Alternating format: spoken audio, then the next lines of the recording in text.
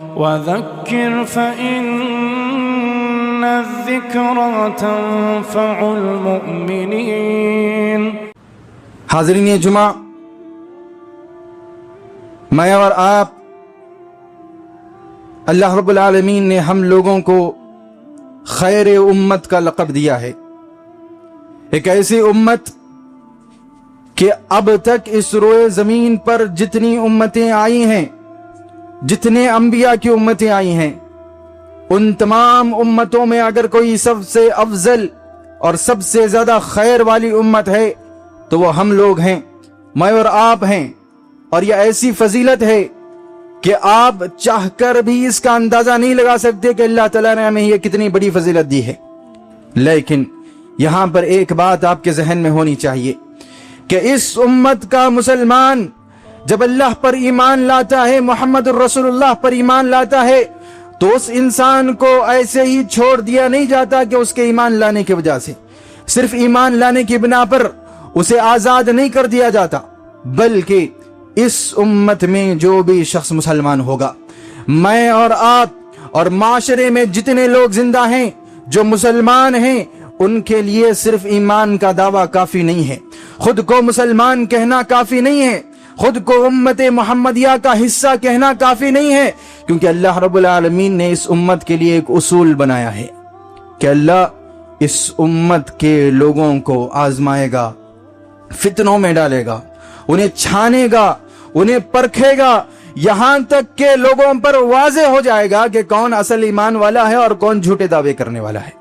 اللہ رب العالمین فرماتا ہے سورہ عنکبوت آیت نمبر 2 اور 3 میں، احسب الناس ان يتركوا ان يقولوا آمنا وهم لا يفتنون ولقد فتنا الذين من قبلهم فليعلمن الله الذين صدقوا وليعلمن الكاذبين۔ اللہ فرماتا ہے تم کیا سمجھتے ہو کہ صرف تمہارے ایمان لانے کی وجہ سے تمہیں چھوڑ دیا جائے گا، تمہیں فتنوں میں ڈال کر آزمایا نہیں جائے گا، تمہیں فتنوں کے حوالے نہیں کیا جائے گا؟ ضرور کیا جائے گا، کیونکہ تم سے پہلے والے لوگوں کو بھی آزمایا گیا۔ اور اللہ فرماتا ہے یہی وہ طریقہ ہے جس کے ذریعے لوگوں پر یہ بات واضح ہوتی ہے کہ کون اصل ایمان والا ہے اور کون صرف باتیں کر رہا ہے، کون صرف دعوے کر رہا ہے۔ اللہ فرماتا ہے اس امت کو آزمایا جائے گا۔ اگر میں اور آپ ایمان والے ہیں، اگر میں اور آپ اللہ اور رسول پر ایمان رکھنے والے ہیں، تو اللہ کی قسم ہمیں تیار رہنا چاہیے۔ اللہ تعالی ہم سے کہتا ہے کہ تمہیں آزمایا جائے گا، تمہارے عقیدے میں آزمایا جائے گا، تمہارے ایمان میں آزمایا جائے گا، تمہاری عبادات میں تمہیں آزمایا جائے گا، تمہاری زندگی میں تمہیں آزمایا جائے گا، تمہاری ایمان کی پختگی میں تمہیں آزمایا جائے گا، تمہاری سنتوں سے وابستگی میں تمہیں آزمایا جائے گا، تمہارے ایمانی غیرت میں تمہیں آزمایا جائے گا، تمہاری توحید کو آزمایا جائے گا، تمہارے دل کو، تمہاری نگاہ کو، تمہارے کانوں کو، تمہارے وقت کو، تمہارے مال کو، تمہاری ساری زندگی کو آزمایا جائے گا۔ پھر جا کر لوگوں پر یہ واضح کیا جائے گا کہ کون ایمان والا تھا اور کون جھوٹے دعوے کرنے والا تھا۔ یہ قرآن کی آیت ہے جو ہمارے سامنے واضح اعلان کرتی ہے۔ اور حاضرین جمعہ، اس کی ایک بہت بڑی وجہ یہ بھی ہے کہ نبی کریم صلی اللہ علیہ وسلم اس امت کے بارے میں فرماتے ہیں، ابو داؤد حدیث نمبر 4270 پر 8، امتی ہذہ امت مرحومہ، میری یہ جو امت ہے، میں اور آپ ہمارے بارے میں محمد رسول اللہ فرماتے ہیں میری یہ جو امت ہے امت مرحومۃ، اس امت پر رحم کر دیا گیا ہے، لیس علیہا عذاب فی الآخرہ، اس امت کو قیامت کے دن عذاب نہیں دیا جائے گا۔ تو پھر کیا کیا جائے گا؟ قیامت کے عذاب کے بدلے میں ان کے ساتھ کیا کیا جائے گا؟ پیارے نبی صلی اللہ علیہ وسلم فرماتے ہیں کہ الفتن والزلازل والقتل، اس امت کو دنیا ہی میں فتنوں کا شکار کیا جائے گا، زلزلوں کا شکار کیا جائے گا، قتل و غارت گری کا شکار کیا جائے گا، اس طرح ان کے اخروی عذاب کو ختم کر دیا جائے گا۔ بات واضح ہے، امت محمدیہ کا مسلمان ہے تو فتنوں کا سامنا کرنا لازم ہے۔ فتنوں کے بغیر آپ نہ اپنا ایمان ظاہر کر سکتے ہیں، نہ اپنے ایمان کی مضبوطی کو لوگوں کے سامنے پیش کر سکتے ہیں، نہ صحیح معنوں میں اللہ کی نظر میں مسلمان بن سکتے ہیں۔ فتنے آئیں گے، میں اور آپ محمد رسول اللہ کے ماننے والے ہیں، ہم پر فتنے آئیں گے، ہمیں ہر طریقے سے آزمایا جائے گا۔ نبی کریم صلی اللہ علیہ وسلم کی ایک اور حدیث ہے جس سے ہمیں یہ معلوم ہوتا ہے کہ بالخصوص اس امت کے अवाखिर में नबी के इंतकाल के बाद से फितनों का सिलसिला शुरू हो जाएगा। प्यारा नबी फरमाते हैं, अबू दाऊद हदीस नंबर 4607, इन्नहु मन यअश मिनकुम बादी फसयरा इख्तिलाफन कसीरा। मेरे बाद, मेरे इंतकाल के बाद जो भी मेरा मानने वाला इस रोए जमीन पर जिंदा रहेगा, वो फितनों की शक्ल में लोगों के दरमियान दीन को लेकर बहुत ज्यादा इख्तिलाफ दिखेगा।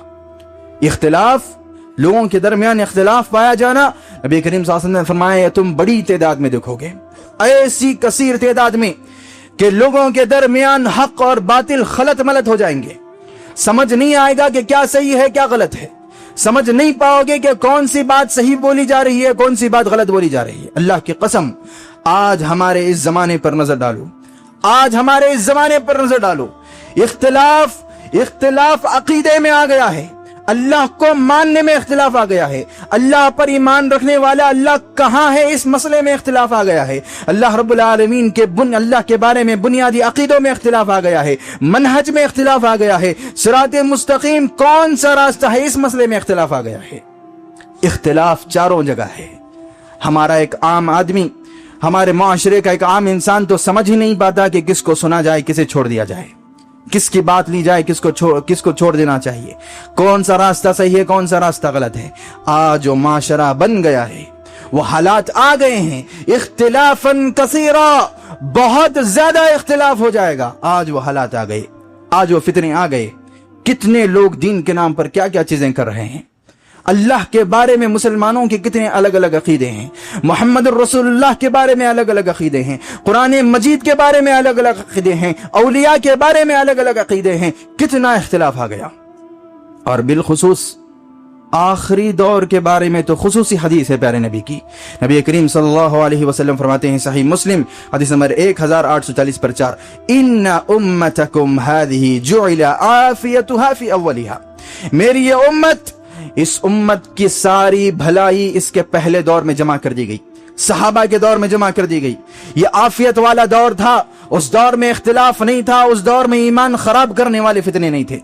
वयुसीबु आखिरुहा बलाउन शदीदुन, लेकिन मेरी उम्मत के आखिरी हिस्से वो बहुत ज्यादा परेशानियां देखेंगे। वो उमूरुन तुनकिरूनहा, ऐसी चीजें देखेंगे जो उन्हें पसंद नहीं आएंगी। व तजीउ फितनतुन फयुरक्किकु बअदुहा बअदा, फितने आएंगे, एक के पीछे एक आएंगे, हर आने वाला फितना पहले वाले फितने को खा जाएगा। व तजीउ फितनतुन व यक़ूलुल मुमिनु हाज़िही मुहलिकती, एक फितना आएगा, इतना खराब फितना, इतना खतरनाक फितना होगा, एक मुसलमान समझेगा, एक सच्चे ईमान वाला समझेगा कि अगर मैं इसमें जाऊंगा तो मेरा ईमान बर्बाद हो जाएगा। सुम्मा तजीउ फितनतुन, फिर उसके बाद एक और फितना आएगा, मोमिन देखकर कहेगा कि ये तो पहले से बुरा फितना है, पहले से खतरनाक फितना है, मैं इसमें जाऊंगा तो बर्बाद हो जाएगा। एक के पीछे एक से बड़ा एक से खतरनाक एक फितना आखिरी उम्मत में इस उम्मत पर पेश किए जाएंगे। और नबी करीम सल्लल्लाहु अलैहि वसल्लम ने यह चीज हम पर पहले से वाज़ेह कर दी थी। आज हम जिस माशरे में जीते हैं, आप देखो, एक फितना आता है, वो अभी खत्म भी नहीं होता कि दूसरा आकर खड़ा हो जाता है। एक जख्म अभी भरता नहीं कि दूसरा जख्म लग जाता है। एक मसला, एक फितना जैसा मसला माशरे में अभी हल नहीं होता, उसकी धूल अभी हमारे चेहरे से निकलती नहीं कि एक दूसरी आंधी निकल जाती। आज हम ऐसे माशरे में जी रहे हैं। प्यारे नबी सल्लल्लाहु अलैहि वसल्लम ने फरमाया, सही मुस्लिम हदीस नंबर 143 पर 4, तुअरदुल फितनु अलल कुलूबि कल हसीर औदन औदा औदन औदा। प्यारे नबी सल्लल्लाहु अलैहि वसल्लम फरमाते हैं कि मेरी उम्मत के दिलों पर फितने ऐसे पेश किए जाएंगे जैसे हसीर में काड़ियां एक के बाद एक के बाद एक के बाद जोड़ी जाती है। ज्यादा दूर नहीं होती, एक को लगाकर एक काड़ी जोड़ी जाती है हसीर बनाने के लिए। आप देखो हासिर कैसी होती है। नबी करीम सल्लल्लाहु अलैहि वसल्लम फरमाते हैं, मेरी उम्मत पर जो फितने आएंगे वो फितने हसीर की तरह होंगे, एक के बाद एक, एक के बाद एक, एक के बाद एक आते चले जाएंगे, सुधरने का मौका नहीं मिलेगा। मुझे और आपको तैयार रहना है। हम आजाद होकर, हम बेफिक्र होकर जो चल रहा है उन चीजों में आगे बढ़कर हम अपनी जिंदगी बसर नहीं कर सकते। हम इतने आजाद जिंदगी बसर करने के लिए बनाए नहीं गए। हम उम्मत मोहम्मदिया के लोग हैं। हमें हर मौका, हर लम्हा आजमाया जाएगा, फितनों में डाला जाएगा। हर कदम फूंक फूंक कर रखना है, आगे बढ़ना है। हम अपने जहन को खोलकर, बहुत ज्यादा सेकुलर बनकर, बहुत ज्यादा अपने जहन को आजाद करके नहीं गुजार सकते जिंदगी। فتنے میں مبتلا ہو جاؤ گے, دین برباد ہو جائے گا. حاضرین جمعہ, اتنا ہی نہیں بلکہ پیارے نبی صلی اللہ علیہ وسلم ان فتنوں کی کثرت کے بارے میں فرماتے ہیں. صحیح بخاری حدیث نمبر 1870 پر 8, انی لارا مواقع الفتن خلال بیوتکم کمواقع القطر. پیارے نبی صلی اللہ علیہ وسلم فرماتے ہیں, میں مسلمانوں کے گھروں کے اطراف فتنوں کو ایسے برستے دیکھ رہا ہوں جیسے بارش برستی ہے. بارش کیسے برستی ہے؟ ایک دو خطرے نہیں برستے, اتنے خطرے برستے ہیں کہ انسان اسے اگر گننا چاہے تو نہیں گن سکتا. پیارے نبی نے فرمایا, ایسے میں دیکھ رہا ہوں مسلمانوں کے گھروں پر فتنے گرتے ہوئے. ظاہر سی بات ہے, نبی نے گھر کا لفظ استعمال کیا, یعنی ایک وقت ایسا آئے گا کہ اس وقت میں فتنے صرف بازاروں تک, میدانوں تک, سیاست تک محدود نہیں رہیں گے, تجارت تک محدود نہیں رہیں گے, انسان کے گھروں کے اندر فتنے آ جائیں گے. گھر کے دروازے کھڑکیاں بند بھی رکھو گے, اندر سارے فتنے جمع ہو چکے ہوں گے, جو گھر کو برباد کریں گے, جو رشتہ داریوں کو برباد کریں گے, جو گھر کے اندر کے ماحول کو برباد کریں گے, حتیٰ کہ اس کے ایمان کو برباد کر دیں گے. آج ایسے فتنوں میں ہم زندگی بسر کر رہے ہیں. آج سارے فتنے ایک سکرین میں سمیٹ دیے گئے ہیں. آپ گھر سے نکلو یا نہ نکلو, آپ گھر میں رہو یا بازار میں رہو, آپ ہر وقت فتنوں سے گھرے ہوئے رہتے ہیں. پیارے نبی صلی اللہ علیہ وسلم نے فرمایا, میں بارش کے برسنے کی طرح تمہارے گھروں پر فتنوں کو برستے ہوئے دیکھ رہا ہوں. اتنا ہی نہیں بلکہ پیارے نبی صلی اللہ علیہ وسلم ایک اور حدیث میں فرماتے ہیں, صحیح مسلم حدیث نمبر 118, بادروا بالاعمال فتنا كقطع اللیل المظلم. ایسے فتنے آنے سے پہلے عمل کر لو جو اندھیری رات کی طرح ہوں گے. اندھیری رات کی طرح یعنی جب رات ہوتی ہے تو کہیں دن نظر نہیں آتا, کہیں دن نظر نہیں آتا, ہر کونے میں رات کا حصہ پہنچ جاتا ہے, ہر حصے میں رات کا اندھیرا پہنچ جاتا ہے. کون سا ایسا حصہ ہوگا کہ رات ہونے کے باوجود وہاں صبح ہو؟ نہیں ہوگا, ہر جگہ اندھیرا پہنچ جائے گا. پیارے نبی نے فرمایا, ایسے فتنے آ جائیں گے, ہر کونے میں پہنچ جائیں گے, ہر علاقے میں پہنچ جائیں گے, ہر گھر میں پہنچ جائیں گے. ایسے فتنے آئیں گے.